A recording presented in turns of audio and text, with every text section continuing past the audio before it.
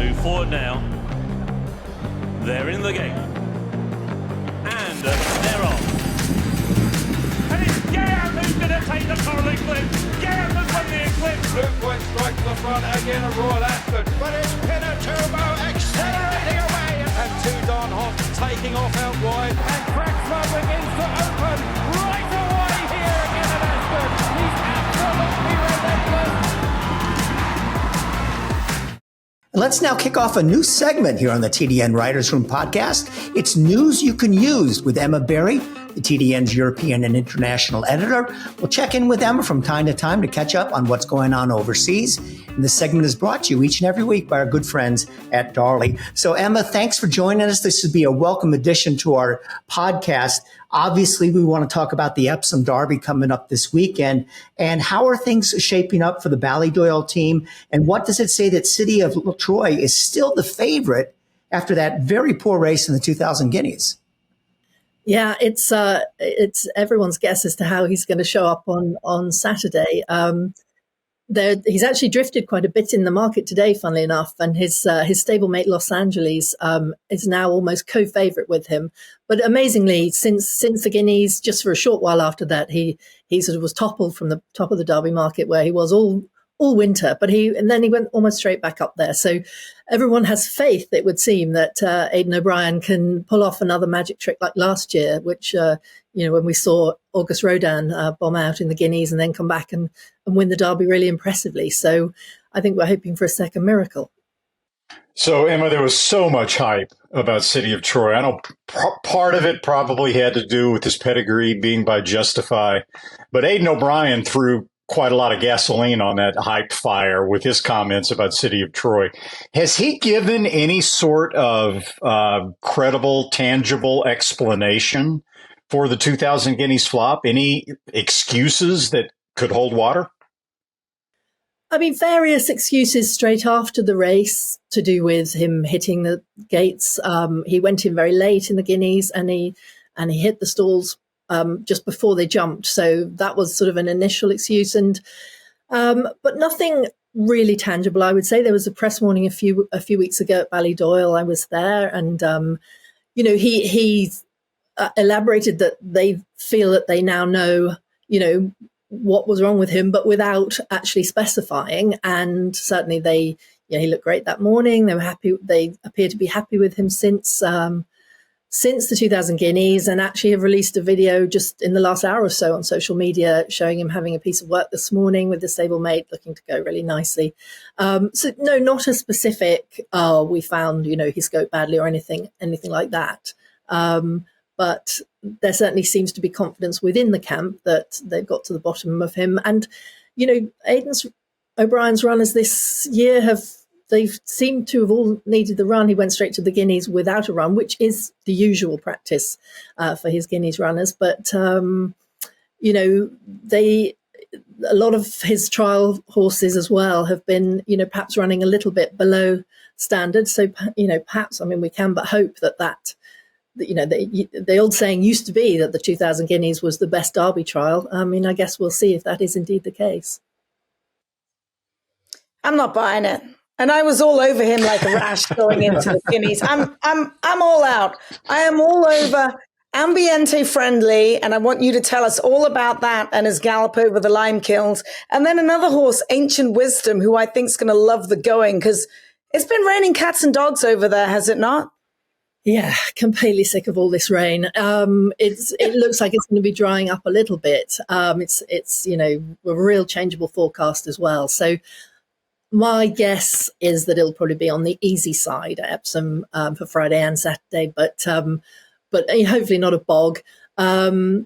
Ancient Wisdom, yes, would cope with that. He was a Group 1 winner last year, and he's done nothing wrong other than be beaten by a very good horse in the Dante Stakes just a fortnight ago, and that's Economics, who sadly isn't coming to the Derby. He's almost the horse that's impressed me most of all the 3-year-old colts, certainly in Britain, that I've seen this year. But he's quite a big, long-striding horse, and William Haggis, his trainer, just felt that Epsom, with its sort of trickiness, the camber and all the up and down, would come too soon for a horse that's really still growing into his frame.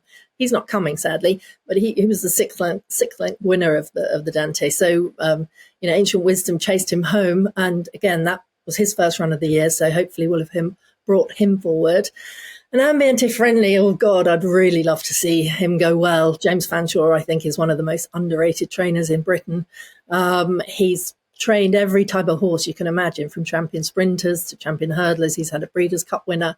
He has yet to train a British Classic winner, which is extraordinary, really, considering he's so accomplished. And, there's a real growing sense of anticipation and excitement. Ambiente Friendly's owner, Bill Gredley, is 91. He's had lots and lots of good horses in training, but he too would dearly love a Derby winner. And the horse looked really good on Sunday morning.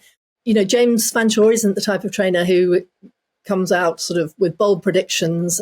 He's very cautious, and I know he seems to me to be quietly optimistic. He's very happy with what he saw on Sunday morning. The horse seems nice and relaxed. And, all being well in the next, he looks great as well. He's a lovely, strong colt. I think there's a little bit of quiet confidence behind him for Saturday.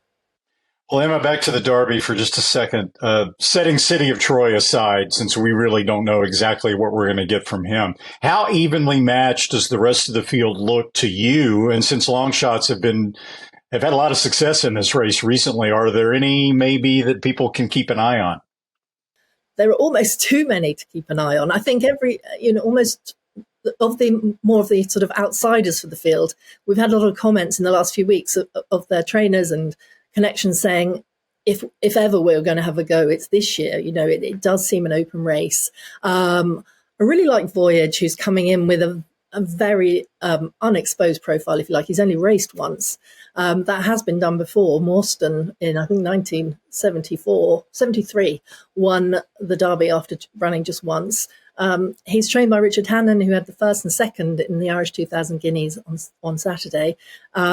He won really nicely his maiden at Newbury, which is always a very good maiden. He's by the 2015 Derby winner, Golden Horn, and he just looks to have a really nice profile, bar his relative racing inexperience. He was at Epsom last week for a spin round the course. They had a gallop this morning, and 4 of the Derby horses were there. And he's quite a neat colt, very well balanced, and I think he could spring a bit of a surprise at a big prize. And Dallas Star as well, coming over from Ireland. I like his profile too. He's also in double figures, and I think he's a horse that's perhaps slipping a bit beneath the radar. Well, Emma Berry, thanks so much. A very enlightening conversation about the Epsom Derby. We'll be watching this Saturday, and we look forward to having you again as a part of our team here on the Writers Room podcast. Great to be involved. Thanks very much. Darley's Knight of Thunder continues his fine run of success this season. His classic contender, Economics, was the runaway winner of the Group 2 Dante Stakes at York, while his daughter Fairy Godmother landed Ireland's first juvenile group contest of the year for trainer Aidan O'Brien. Last Friday at Haydock, Electric Storm became the latest winner for Knight of Thunder, who is a proven son of the absolutely brilliant De Bowie. And just like his sire, Knight of Thunder's progeny are effective in the US too. At Churchill Downs, his 3-year-old daughter, Dynamic Pricing, won the Grade 2 Edgewood Stakes for Chad Brown and looks like a filly with a very bright future.